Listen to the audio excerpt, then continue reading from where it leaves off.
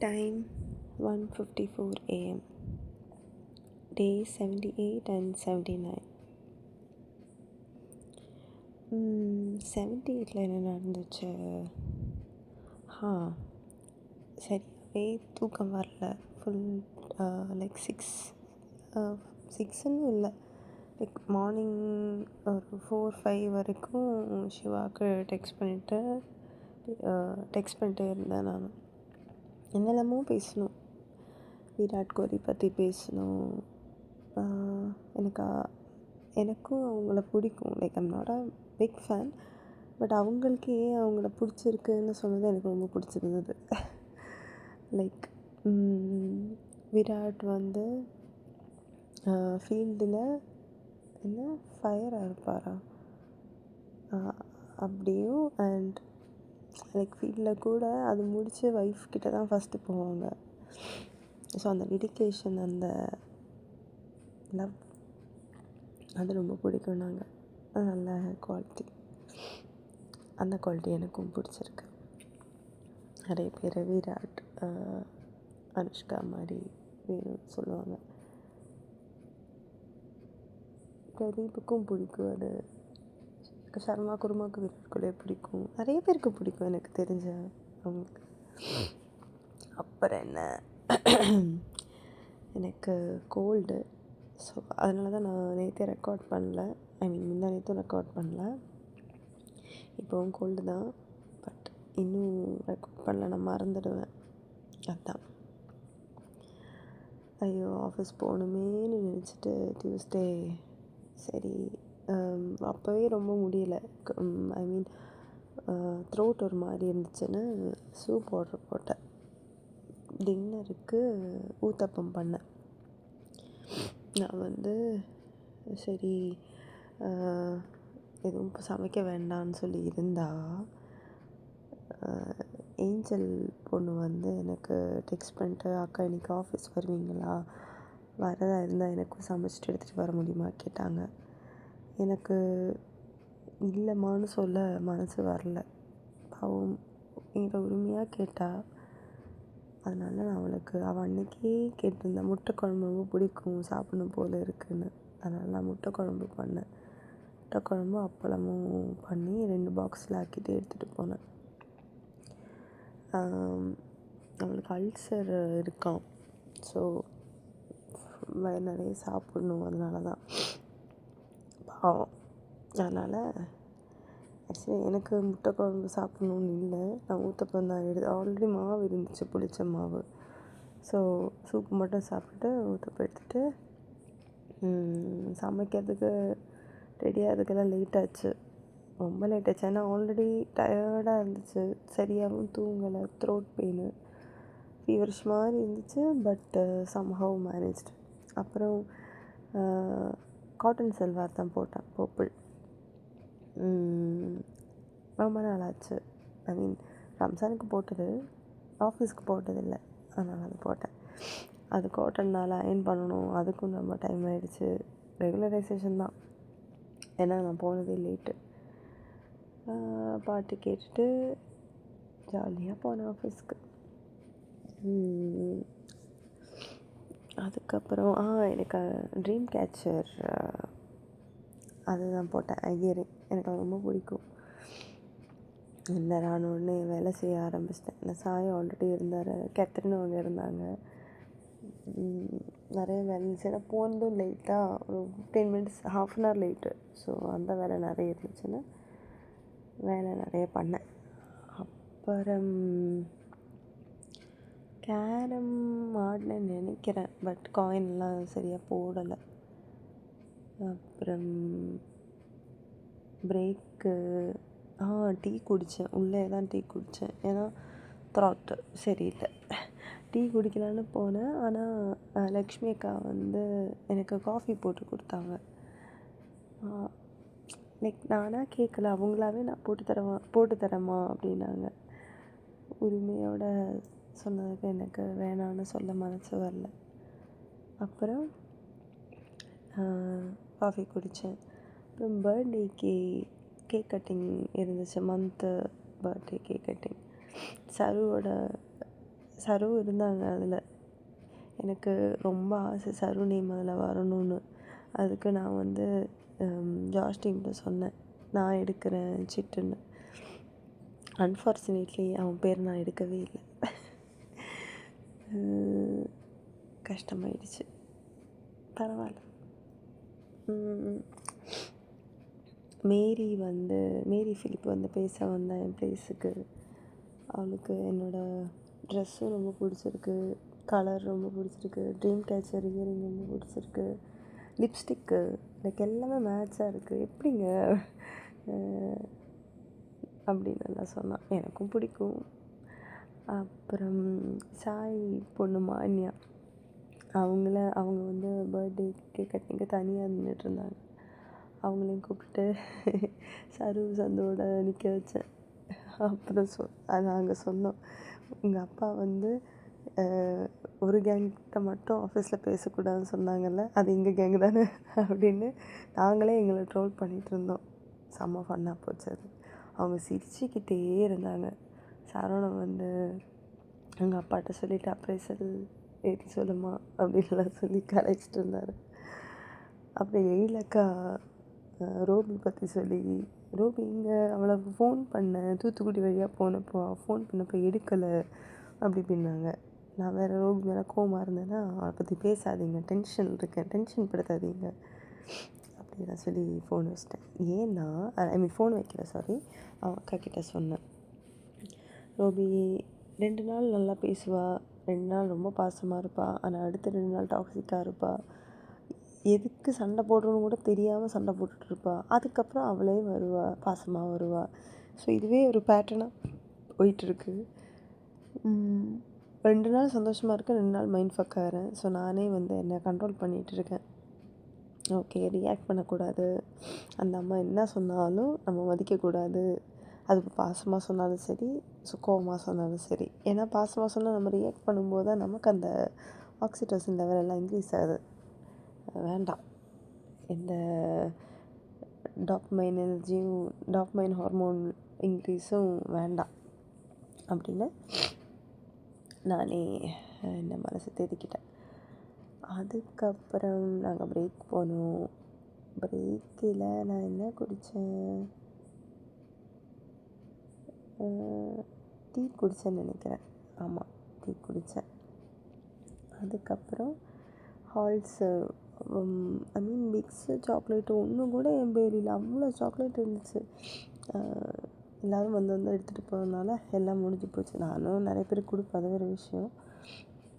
அப்புறம் அது வாங்கி வச்சேன். பிரேக்கு போகிறதுக்கு முன்னாடி ஒரு சம்பவம். ரமேஷ் வேலுச்சாமி எனக்கு பிங் பண்ணிவிட்டு, அவங்க டீம்கிட்ட நான் வந்து பேசக்கூடாதான், நான் என்கிட்ட பேசுகிறதுனால அவங்க டிஸ்ட்ராக்ட் ஆகிறாங்களாம் அப்படின்னாரு. செம்ம டென்ஷன் ஆச்சு எனக்கு. திருப்பி பேசியிருப்பேன், ஆனால் அவர் என்ன சொன்னார்னா, சிவாவோட வேலை போயிடும், கிளைண்ட் கால் இருக்குது இன்றைக்கி, அவங்க வேணான்ற மாதிரி தான் பேசிகிட்டு இருக்காங்க, எரர் நிறைய பண்ணுறான் அப்படின்ட்டாங்க. எனக்கு வேலை போய்ட்டோன்னு சொன்ன உடனே லைட்டாக ஆங்ஷியஸ் ஆகிடுச்சு. இன்றைக்கி என்னால் ஒருத்தரோட வேலையெல்லாம் போகக்கூடாது. அவங்களுக்கு கிரட்ஜ் இருக்குன்னு தெரிஞ்சிருச்சு. ஸ்கூலை விட கேவலமாக இருக்குது, பொண்ணும் பையனும் பேசினா இப்படி. இத்தனைக்கும் நான் சிவாவை விட கார்த்துட்டு தான் அதிகமாக பேசுவேன். எதுக்கு இப்படி பண்ணுறாங்கன்னு தெரியல. அப்புறம் விட்டுட்டேன், அவ்வளோதான். சரியா சுத்தமாக அவங்கக்கிட்ட பேசவே இல்லை, கஷ்டமாக இருந்துச்சு. காத்துட்டி வந்தோடனே நான் சொன்னேன், காத்து நீ அதுக்கெல்லாம் கண்டுபிடிப்ப, ஜாக்கை நீலாம் மதிக்காத, நான் பார்த்துக்கிறேன் அப்படின்னு காத்து ரொம்ப சப்போர்ட் பண்ணான். சிவா ஜாலியாக தான் இருந்தாங்க, ஆனால் சரியாக பேச முடியல 2 பேர்ட்டையும், தான் கொஞ்சம் லைட்டாக கஷ்டமாக இருந்துச்சு. அப்புறம் ஈவினிங் பிரேக்கில் தான் ரோபி வந்து என் அக்கா பார்க்க போகிற மாதிரி, அவள் கோயம்புத்தூரில் இருக்கா. என் அக்கா ஃபோன் பண்ணிட்டு நாங்கள் சண்டை போட்டதெல்லாம் சொன்னான். என் அக்கா ஆல்ரெடி அவளுக்கு 1008 பிரச்சனை. அதுவும் இல்லாமல் எனக்கு பொதுவாகவே 2 பேர்கிட்ட பிரச்சனை இருக்கும்போது வேறு ஒருத்தவங்க தேர்ட் பர்சன் வர்றது, இன்வால்வ் ஆகிறது பிடிக்காது. அதுவும் இப்போ நானும் ரோபின்னா சுத்தம். ஏன்னா இப்போ நானும் ரோபி இல்லை வேற ஒருத்தங்க வந்தால் வேற ஒருத்தங்க என்ன திட்டுறதும் ரோபிக்கு பிடிக்காது. அவனை விட்டு கொடுக்கவும் மாட்டா. நாங்களே 2 நாளுக்கு அப்புறம் பேசுவோம். எதுக்கு தேவையில்லாமல் ஒரு சண்டை? மற்றவங்களோட இது தேவையே இல்லை.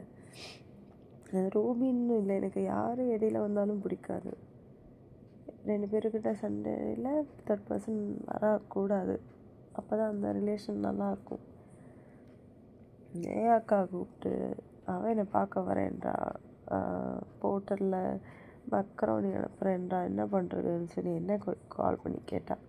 நான் சொன்னேன், நானே உனக்கு அதுதான் கால் பண்ணேன், தயவு செஞ்சு பேசாத, அவன் சண்டை இருக்குன்னு ஆல்ரெடி விட்டு சொல்லிட்டால, அதனால் நீ எங்கள் இடையில் வராத, முடிஞ்சால் ஃபோன் எடுக்காத அப்படின்னு. முடிஞ்சால் பிளாக் பண்ணுன்னு சொன்னேன். இல்லை நான் வந்து ஃபோன் எடுக்கலை அப்படின்னா. பார்த்தா அவள் ஃபோனை சுவிட்ச் ஆஃப் பண்ணி வச்சுருக்கா. இதுக்கு ரோபி என்ன ஒரே இது, நான் தான் ஏதோ தப்பு பண்ண மாதிரியும் நான் சொல்லி எப்போவுமே அக்கா கேட்டதில்லை, ஃபஸ்ட் டைம் கேட்டிருக்கா. அது என்ன அதிசயமோ தெரியல.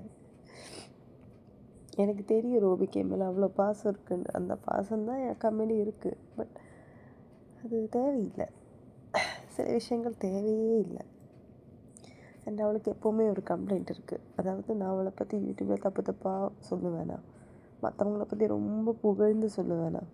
அப்போ நான் சொன்னேன், நான் அப்படி தப்பாக பேசுகிறேன், நீ தப்பாக பண்ணுற, நீ பண்ணுறது தான் நான் சொல்கிறேன். மற்றவங்க நல்லது பண்ணால் நல்லது தான் நான் சொல்லுவேன்.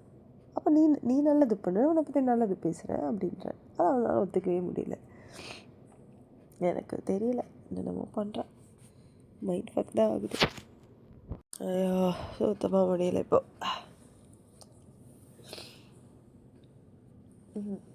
ஓகே, வேறு என்ன நடந்துச்சு? டின்னருக்கு ஊத்தப்பம் சாப்பிட்டேன். வேறு என்னமோ சாப்பிட்டேனையா, பாரதி அக்காவோட தோசை சாப்பிட்டேன். அப்புறம் உங்களுக்கு முட்டை குழம்பு கொடுத்தேன். எனக்கே ஒரு மாதிரி இருந்துச்சு, அதில் கொஞ்சம் ஜிஞ்சர் அதிகமாகிடுச்சுன்னு நினைக்கிறேன். சப்பாத்திக்குனா நல்லாயிருக்கும், ரைஸுக்கு அவங்களுக்கு பிடிச்சிருந்தா தெரியல, சாப்பிட்ற மாதிரி இருந்துச்சுன்னாங்க. ஓகே, நான் ஃபஸ்ட் டைம் வைக்கிறேன் முட்டை குழம்பு, எனக்கு கொஞ்சம் கஷ்டமாக இருந்துச்சு. அதுக்கப்புறம் 2 விஷயம் சொல்ல மறந்துட்டேன். ஃபஸ்ட்டு வந்து 3 விஷயம். ஃபஸ்ட்டு வந்து ஞானப்பிரகாஷ் நான் வந்து சாரீ கட்டின நாள் வந்து சொல்லியிருந்தான், என்ன 3 இன்னைக்கு ஏர்லியாக ஈவினிங்கே வந்திருக்கு அப்படின்னு. நல்லாவே ஃப்ளோட் பண்ணுவான். அவன் ஃப்ளோட் பண்ணுறது எனக்கு அவன் ஃப்ளோட் பண்ணுற மாதிரி தோணும். நான் வந்து எதுவும் சீரியஸாக சொல்ல நினச்சிட்டு கேட்டு இருப்பேன். அப்புறம் தான் எனக்கே ரியலைஸ் ஆகும், ஓகே அவன் என்னை ஃப்ளோட் பண்ணுறான் அப்படின்னு. நிறைய சிரிக்க வச்சான். அப்படி நிறைய டைலாக் சொன்னால் இப்போ மறந்துட்டேன். அதுக்கப்புறம் விக்னேஷ் பற்றி சொல்லியிருக்கேன்னு நினைக்கிறேன். நான் ப்ரைடில் ஜாயின் பண்ணி ஃபஸ்ட்டு எனக்கு சாங்கு லிரிக்ஸ் எல்லாம் எழுதி கம்போஸ் பண்ணி க்ரியேட் பண்ணி அனுப்புனார் விக்னேஷ் தமிழரசன். எப்போவுமே குட் மார்னிங் குட் ஈவினிங் எல்லாம் அனுப்புவாங்க டீம்ஸில். ஸ்டார்டிங்கில் நான் ஜாயின் பண்ணுற புதுசில் நானும் ரெஸ்பாண்ட் பண்ணுவேன், ஸ்மைல் பண்ணுவேன். பாரதி அக்கா கிட்டே போகும்போது அவங்க சொன்னாங்க, என்னங்க எப்போவுமே ஒவ்வொரு ட்ரெஸ்ஸில் வரீங்க, அப்பா துணிக்கடை வச்சுருக்காரா அப்படின்ட்டாரு.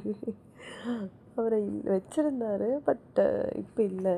அண்டு அங்கேருந்து நான் துணி எடுக்கலை, எனக்கு ட்ரெஸ் ரொம்ப பிடிக்கும், ஆக்சரிஸும் ரொம்ப பிடிக்கும், பிடிச்சதெல்லாம் வாங்குவேன் அப்படின்னு. அப்புறம் அவர் சொன்னார், ப்ரைட்லேயே 2 பேர் தான் ஒரே ட்ரெஸ்ஸை ரிப்பீட்டடாக போட்டு வராமல் இருப்பாங்க, ஒன்று ஆர்த்தி ஒன்று நீங்கள். ஆர்த்தி போயிட்டாங்க, இப்போ நீங்கள் மட்டும்தான் இருக்கீங்க அப்படின்ட்டாங்க. அது ஒன்றா, அதுக்கு நான் சிரித்தேன். அப்புறம் ஆக்சுவலி நான் லாகின் பண்ணும்போது பஞ்ச் வைக்கும்போது செக்யூரிட்டி ராபின்சன் வந்து ஏதோ ஒரு ரீல் பார்த்துட்டு அதில் வந்து விஜய் ஆம்பளை ஐட்டம்னு சொல்கிற ஒரு இது இருக்குது, மண்டை பத்திரம் அப்படின்னு சொல்லிட்டு தான் வந்தேன். எனக்கு அது பிடிக்கல. சரி எவனா என்னமோ சொல்கிறான், நம்ம மதிக்கணுமா? எனக்கு ஆக்சுவலி இப்போது ஐட்டம்னு சொல்கிற அந்த டேர்மே எனக்கு எப்படி சொல்கிறது, ஒருத்தங்க அவங்களுக்கு பிடிச்சிருக்கோ இல்லையோ, அவங்களோட விருப்பம், அவங்க அதை ஜாபாக பார்க்குறாங்க. நம்ம யார் அது கமெண்ட் பண்ண? நம்ம எவ்வளோ ஜாப் பார்க்குறோம்? ஐ மீன், நம்மளோட ஜாபை நம்ம மதிக்கிறோம், அவங்க ஜாபை அவங்க மதிக்கிறாங்க. எந்த ஜாபும் கீழ்பட்டது கிடையாதுன்னு நம்புகிற ஒரு ஆள் நான். அவங்க அப்படி இருக்காங்கன்னா இருக்கட்டும். இப்போ அவங்க பண்ணுறதெல்லாம் ஐ மீன் கமெண்ட் அடிக்கிற, ஜட்ஜ் பண்ணுறவங்கெல்லாம் லாயலாக சின்ன வயசுலேருந்து ஒரு பொண்ணே நினச்சிட்டு ஒரு பொண்ணே நினச்சி கையடிச்சு மாஸ்டர்பேட் பண்ணிட்டு அப்புறம் ஒரு பொண்ணையே கல்யாணம் பண்ணுறாளா? இல்லைல்ல. எல்லோரையும் நல்லா பார்ப்பாங்க, விட்டால் எல்லோரையும் பண்ணுவாங்க. ஆனால் ஜட்ஜு மட்டும் பண்ணுவாங்க, கமெண்டும் அடிப்பாங்க. அது எனக்கு அந்த மாதிரி இருக்கிறதும் எப்படி சொல்கிறது, கேட்கவே விருப்பம் இல்லை. அவரே சொல்லியிருக்காரு என்கிட்ட, நிறைய பேருன்னு. அப்போ எனக்கே தோணுச்சு, அப்போ நான் உங்களை எப்படி சொல்லவா? அப்போ உங்களுக்கு எவ்வளோ வலிக்கும்? Doesn't make sense. அது ஒரு விஷயம். அப்புறம் பாஸ் விஷயம் சொல்ல மறந்துட்டேன். பாஸ் எனக்கு ஒரு நாள் 3 மணிக்கு காலையில் தூங்கலையா அப்படின்னு டெக்ஸ்ட் பண்ணியிருந்தாங்க.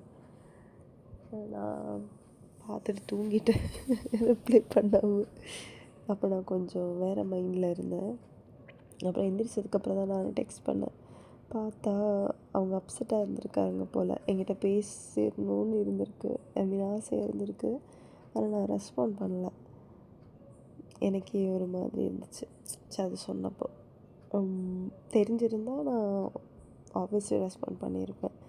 அப்புறம் நான் சொன்னேன், உங்களுக்கு கஷ்டமாக இருந்தால் முன்னாடியே சொல்லுங்கள், பார்க்கணுன்னா பார்க்கலாம், பேசணுன்னா பேசலாம், please feel free to reach out to me அப்படின்னு சொன்னேன். அப்புறம் okay, thank you, feeling better no, அந்த மாதிரிலாம் அனுப்புகிறாங்க. அப்போ ஓகே, பாஸும் அப்போ நல்லா தான் இருக்காங்க. வேறு என்ன நடந்துச்சு? அவ்வளோதான். நிறைய பேர் நான் 2018 ஒரு பிங்க் சுடிதார் போட்டுட்டு பொட்டெல்லாம் வச்சுட்டு ஒரு ஃபோட்டோ எடுத்திருந்தேன். ஆக்சுவலாக நான் சிவாவுக்கு தான் ஃபஸ்ட்டு அனுப்பினேன். ரொம்ப நாளைக்கு அப்புறம் அவங்க நல்லா இருக்குனாங்கன்னு சொன்னப்போ டிபி வச்சேன். ஆக்சுவலி நிறைய பேர் நல்லா இருக்குனாங்க. பிரவீனும் நல்லா இருக்குன்னா. நான் எதிர்பார்க்கவே இல்லை பிரவீன் அப்படி சொல்லுவான்னு. நான் பிரவீன்கிட்ட கேட்டேன், ஏங்க பிடிச்சிருக்குன்னு சொன்னீங்க, ட்ரெடிஷ்னல் லுக் தான் உங்களுக்கு பிடிக்குமான்னு கேட்டப்போ ஆமாம் அப்படின்னாங்க. ஓகே, நிறைய பசங்களுக்கு இப்போவும் ட்ரெடிஷ்னல் லுக் தான் பிடிச்சிருக்கு. எனக்கு எல்லாமே போடுவேன். மாடர்னாகவும் இருப்பேன், ட்ரெடிஷ்னலாகவும் இருப்பேன், நைட்டியும் போடுவேன், சாரியும் கட்டுவேன், பாடி கார்டும் போடுவேன், பிக்கினி கூட போடுவேன், போடாமலேயும் இருப்பேன். டிபெண்ட்ஸ் அந்த mood, circumstances, environment, weather, availability of jewellery, cosmetics, எல்லாமே ஃபேக்டர்ஸ் தான்.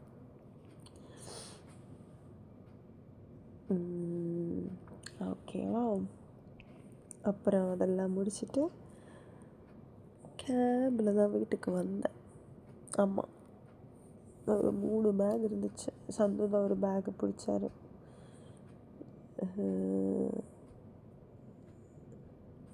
நான் நைட்டும் கேக் கட்டிங்க்கு நான் சீட் எடுத்தேன். ஸ்னேகாக்கோ பாரதிக்காக்கோ வரணும்னு ஆசைப்பட்டேன், ஆனால் அவங்க 2 பேருக்கும் வரல. பரவாயில்ல, அந்த விஷயத்தில் லக்கு வரலன்னு நினைக்கிறேன். ரொம்ப நாள் ஆச்சு நான் ப்ரே பண்ணிவிட்டு. மேபி அதெல்லாம் கூட இருக்கலாம். சொன்னது எதுவுமே நடக்கிறதில்ல.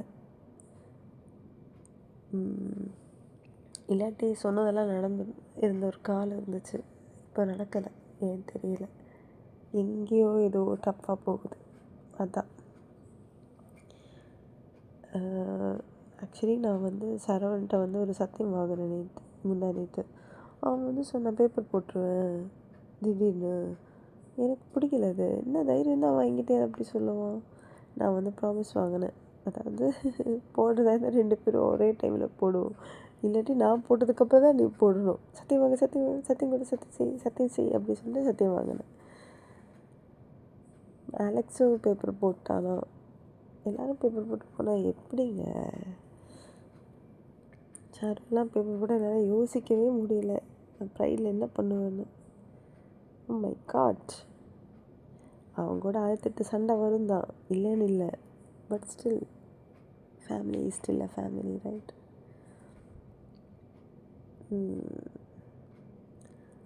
வேறு என்ன?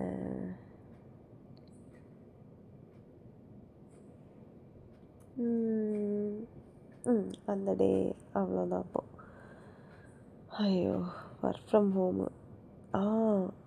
அதாவது கேபு வீட்டுக்கு வந்து என் கை காலெலாம் சும்மாவே இருக்கலை. மூடிட்டு ஒழுங்கா தூங்காமல் நான் உட்காந்து வேலை செஞ்சிட்ருந்தேன். Dashboard creation பண்ணிகிட்ருந்தேன். ஏன் அது ஒர்க் ஆகலை, ஃபயர் பேஸுக்கு ஏன் லிங்க் ஆகலை அப்படின்னு 2:30 வரைக்கும் உட்காந்தேன். அப்புறம் கொஞ்ச நேரம் சீரீஸ் பார்த்து உடம்பும் முடியலை. ஆனால் திமிருக்கு குறவே இல்லை. ஆவி பிடிச்சேன், டேப்லெட் போட்டேன். என்ன பண்ணாலும் ஃபீவரிஷாகவும் இருந்துச்சு, கோல்டாகவும் இருந்துச்சு. அதுக்கப்புறம் லேப்டாப் அந்த க்ளவுடு ஃப்ரீ இது முடிஞ்சிருச்சு, க்ரெடிட்ஸ் முடிஞ்சிருச்சு. அதனால தான் லேப்டாப்பை க்ளோஸ் பண்ணி வச்சேன். அதுக்கப்புறம் படுத்துட்டேன். வீட்டில் அவ்வளோ வேலை, ஒன்றுமே பண்ணல. காலையில் எழுந்திரிச்சு மறுபடியும் கொஞ்சமாக வேலை செஞ்சு அப்புறம் சூப் ஆர்டர் பண்ணேன். சூப்பு கூட பிரியாணியும் சேர்த்து ஆர்டர் பண்ணேன், ரைஸ் மட்டும். அப்புறம் பிரதீப்பை டெக்ஸ்ட் பண்ணியிருந்தான், எப்படி இருக்குது உடம்புன்னு. ஆக்சுவலி அவனுக்கே ஆப்ரேஷன் முடிஞ்சு அவன் படுக்கையில் இருக்கான். அத்தனை பேர் வந்து வீட்டில் பார்க்க வராங்களாம்.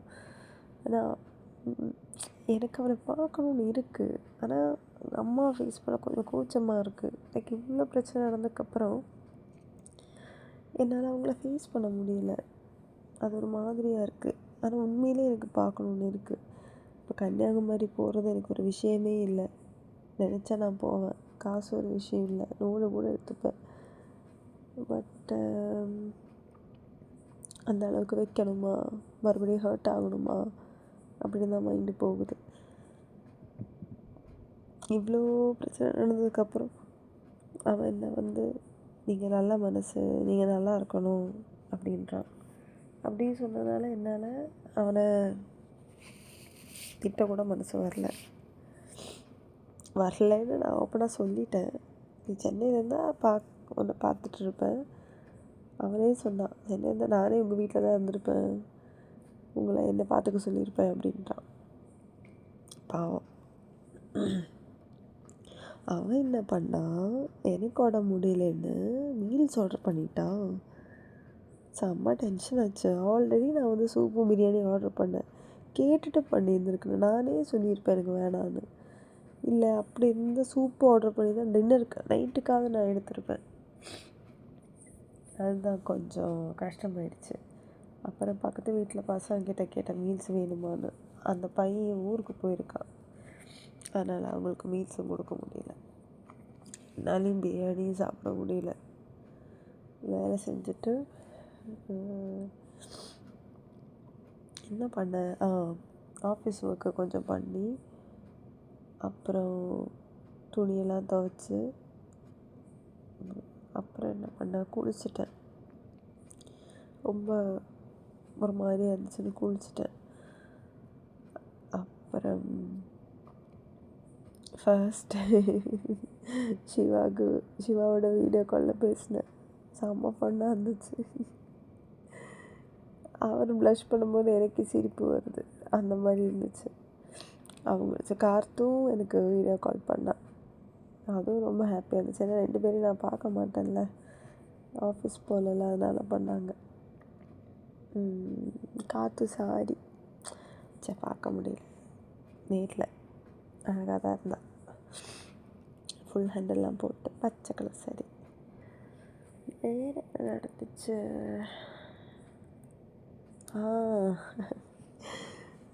ரூபன் கால் பண்ணியிருந்தான். ரூபன் வந்து என்னோடய கொலீக்கு 2018 சிஎஸ்எஸ் கார்ப் ஜாயின் ஒரு 2.5 months தான் இருந்திருப்பேன். அந்த கம்பெனியில். அப்போ என்னுடைய ஃப்ரெண்டுன்னு இல்லை, லைக் நாங்கள் ஒரு கேங்கு.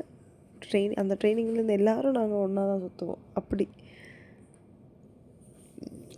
ரூபன் ஃபோன் நம்பர் எங்கிட்டேருந்து போயிடுச்சு. அவன் சொன்னேன், என்ன ஸ்டேட்டஸ் எல்லாம் வர வர பார்க்க முடியலன்னு. அப்போ நான் சொன்னேன், சாரிடா, நம்பர் தெரியாமல் டிலீட் ஆகி போயிடுச்சு, எனக்கு எப்படின்னு தெரியல, நான் டிலீட் பண்ணலை வேணும்னு, அதுவாக போயிடுச்சுன்னு. அதுக்கு அவன் என்ன கலாய்ச்ச, ஓ அப்படியா, டிலீட் ஆனது கூட தெரியாமல் இருந்திருக்கு, ஆனால் நான் தான் இன்னும் ஃபோன் பண்ணிருக்கேன், நான் ஃபோனை வைக்கிறேன் அப்படின்னா. அப்புறம் இல்லை மச்சான், பார்த்தா கண்டிப்பாக ரிப்ளை பண்ணியிருப்பேன், ஆட் பண்ணியிருப்பேன், நம்ம பார்க்கலாம், ரொம்ப நாளாச்சு பார்த்து. அவனோட கல்யாணத்துக்கு நிச்சயதார்த்தத்துக்கு தான் போனேன் லாஸ்ட்டாக. அது ஒரு 2019 இருக்கும். அதுக்கப்புறம் அவனை பார்த்ததே இல்லை. முடிஞ்சால் இன்றைக்கி நான் மதுவை பார்க்கறதுக்கு முன்னாடி அவனை போய் பார்க்கணும், அப்புறம் மதுவை பார்க்க போகணும். வேறு என்ன, ரூபனும் ஃபன்னு, நாங்கள் ஏயா பேசுவோம், நான் கேங்கே, லைக் பொண்ணுங்க பசங்கங்கிறது அந்த டிஸ்கிரிமினேஷனே இல்லை எங்களுக்கு. ஒரு 8-9 பேர் இருந்தோம்.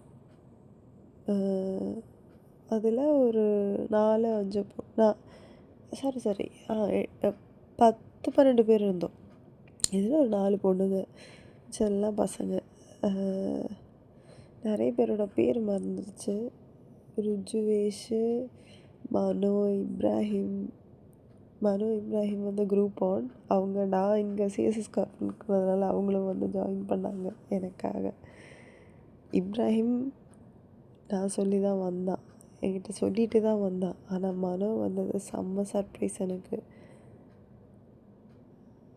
அவனும் எனக்காக தான் வந்தான், மறக்கவே மாட்டேன். ஐயோ, அது ஒரு காலம், கொடூரமான காலம். அப்புறம் வேறு என்ன, அதான் ரூபங்கிட்ட எல்லாம் பேசி நாளைக்கு பார்க்கணும் அவனை. அப்புறம் என்ன பண்ணேன், சுத்தமாக முடியல. குளித்ததுக்கப்புறம் தான் இன்னும் ஒரு மாதிரிலே பாடி எப்படி சொல்ல, எனர்ஜி எல்லாம் லூஸ் ஆகிற மாதிரி இருந்துச்சு. சந்துக்கிட்டேயும் பேசினேன் நான் வீடியோ காலில். நான் சருகிட்ட சொன்னேன், என்ன டாக்டர்கிட்ட கூட்டிகிட்டு போகிறீங்களா 2 பேரும், ஒரு 7 மணிக்கு வாங்கன்னு. 6:30 தான் சொன்னேன். அவங்க 7 மணிக்கு வர முடியாது, 7:00 வரப்போ அப்படின்னா. பார்த்தா என்னை கலாய்ச்சிருக்கான், அது கூட எனக்கு தெரியல, அவன் சீரியஸாக பேசுகிறான்னு நினச்சேன். அப்புறம் நான் சொன்னேன், இங்கே யார் என்னை கூட்டிகிட்டு போவேன், நானே போய்க்கிறேன் அப்படின்னு அவங்ககிட்ட ஃபோனை வச்சுட்டு நானே எந்திரிச்சிட்டு வண்டி எடுத்துகிட்டு போனேன். ஃபஸ்ட்டு கிளினிக்கு போனேன். கை வலிக்கும் இதுக்கும் சேர்த்து டேப்லெட் போட்டு இன்ஜெக்ஷன் போடலை. அதுக்கப்புறம் பெட்ரோல் அடித்து காற்றடிச்சு, அப்புறம் வர வழியில் வெஸ்ட் சைடு பார்த்தேன். அப்போ அந்த மினி ஸ்கர்ட் ஞாபகம் வந்துச்சு. நானும் மோனி தானே போனப்போ வெஸ்ட் சைடில் மினி ஸ்கர்ட் பார்த்தேன். சரி, நம்ம தான் ஆசைப்பட்டோமேனு போய் அந்த மினி ஸ்கர்ட்டை வாங்கிட்டேன். அதுக்கப்புறம் அப்படியே ஹேசல்நட்டு காஃபி டீ டாக்கீஸில் குடித்தேன். அப்புறம் மேகியும் சாப்பிட்டேன். மேகி கார்லிக் சீஸ் மேகி நல்லாயிருக்கும். அதை சாப்பிட்டுட்டு அப்புறம் வீட்டுக்கு வந்தேன். இன்னும் கொஞ்சம் வேலை இருந்துச்சு, வேலையெல்லாம் பண்ணிவிட்டு ஆஃபீஸ் ஒர்க்கை வேலை முடிச்சுட்டு அப்புறம் வீடை சுத்தம் பண்ணிட்டேன். துணி எல்லாம் துவைச்சி காய போட்டு, கிச்சன்லாம் க்ளீன் பண்ணி, பாத்திரம்லாம் கழுவி, குப்பையெல்லாம் கீழே வச்சு பக்காவாக பண்ணிட்டேன். ஐயோ, எல்லாம் பண்ணக்குள்ளே செம்ம டயர்டாயிடுச்சு. ஆக்சுவலி மதுவோட குழந்தைங்களுக்கு நான் டென்ட் வாங்கியிருக்கேன். அவங்க விளையாடட்டும், குழந்தைங்கள்ல விளையாடட்டும். எல்லோரும் ட்ரெஸ் எடுத்துகிட்டு ஜுவல்லரி வாங்கிட்டு போவாங்க. சரி, அவங்களுக்கு கொஞ்சம் ப்ரைவசி வேணும். 1 வயசில் அவங்களுக்கு ப்ரைவசி தேவைன்னு நீங்கள் யோசிப்பீங்க. ஆமாம், அவங்களுக்கு வேணும், அவங்க விளையாடட்டும். எல் சாண்டானா இருக்கிற டென்ட்டு தான் வாங்கினேன். அதில் லைட்டெல்லாம் எரியும், ஜாலி தான். அப்புறம் கார்த்து எனக்கு நேற்றே மெசேஜ் பண்ணியிருந்திருக்காங்க டீம்ஸில். வேணா நான் பெர்மிஷன் எடுத்து ஒன்று வந்து பார்த்துக்கவா அப்படின்னு இருந்துச்சு. அது சொல்கிறதுக்கு ஒரு மனசு வேணும். இன்றைக்கும் நேற்று அவங்க இது வாட்ஸ்அப்பில் டெக்ஸ்ட் பண்ணிட்டு ஹாஸ்பிட்டல் போகலாமா வரட்டுமா அப்படிலாம் கேட்டாங்க. வேறு என்ன, அக்கா கிட்டே பேசினேன் நைட்டு. அவளும் ரோவி கதை சொல்லி நாங்கள் 2 பேரும் பேசினோம் ரோவி கதையை பற்றி. அப்புறம் வேறு என்ன, ஆக்சுவலி ஆவி நிறைய பிடிச்சேன், அதனால் எப்படியோ சர்வை பண்ணேன். ஆனால் இன்றைக்கி எப்படின்னு தெரியல. நான் ஏர்லி மார்னிங் போகலான்னு நினச்சேன். ஆனால் இந்த நிலமையில காலையில் 9 மணிக்கு எழுந்திரிச்சா பாக்கியம் அந்த மாதிரி இருக்குது. தெரியல எப்படி நான் சர்வை பண்ண போகிறேன்னு அங்கே போயிட்டு. ஹோப்ஃபுல்லி பார்ப்போம். அப்புறம் வேறு என்ன, நிறைய படிக்கணும், நெட் எக்ஸாமுக்கு படிக்கணும், ஸ்விம்மிங் கிளாஸ் போகணும். நான் ஏன் இப்படி இருக்கேன்? கோல்டு முடிஞ்சதும் போகணும், நோ மேட்டர் வாட். அதுதான் எனக்கு டிஸ்ட்ராக்ஷன், என்னோட மைண்ட் ஃபக் ஆகாமல் இருக்க நான் எனக்கே பண்ணுற ஒரு நல்ல விஷயம். புதுசாக ஒரு ஹாபி, ஸ்விம்மிங் பண்ணி, அதுவும் கைண்ட் ஆஃப் எக்ஸசைஸ் தானே. ஸ்விம் பண்ணி பாடி டோன் பண்ணணும். ஒரு மர்மைடாக இருந்துட்டு ஸ்விம் பண்ண தெரியாதுன்னா என்னோடய குலத்துக்கே அது அசிங்கம். நல்ல வேலை ரெக்கார்ட் பண்ணி முடிச்சேன்னு நினச்சேன். ஆனால் வேற ஒன்று நடந்துச்சு. நைட்டு நான் திடீர்னு பிரணவ் ஃபோட்டோ வந்துச்சு. அப்போ பிரணவ் ஃபோன் பண்ணேன், எப்படி இருக்கீங்க, என் கல்யாணம் வரீங்களா, கல்யாணத்துக்கு கூப்பிட்டேன் அப்படின்னு. அவர் சீரியஸாவா அப்படின்ட்டாரு. இல்லைங்க நான் சும்மா தான் சொன்னேன், அப்படி நீங்கள் சொன்னால் எப்படி ரியாக்ட் பண்ணுவீங்கன்னு பார்க்க தான். எனக்கு ஒரு விஷயம் தெரிஞ்சிச்சு, ஜென்மத்துக்கு உங்களுக்கு கல்யாணம் ஆகாது, எனக்கும் கல்யாணம் ஆகாது அப்படின்லாம் சொல்லி பேசினோம். பார்த்தா திவ்யாவுக்கு குழந்தையே பிறந்துடுச்சு. கர்ப்பமாக இருந்தப்போ போய் பார்த்துருக்காங்க. அப்புறம் குழந்தையே பிறந்துச்சு. குழந்தை பிறந்து 1 மாதம் மேலே ஆகுதா. செம்ம ஷாக்கு நான். கல்யாணமே ஆகி செப்டம்பரில் தான் கல்யாணம் ஆகுங்க, அதுக்குள்ள எப்படி குழந்தை? ஓகே, எங்கேயோ ஏதோ. பட் ஆஸ் லாங் அஸ் அவங்க ஹாப்பினா நானும் ஹாப்பி. திவ்யாவை கண்டிப்பாக நேரில் போய் பார்க்கணும். சென்னையில் தான் இருக்காங்க.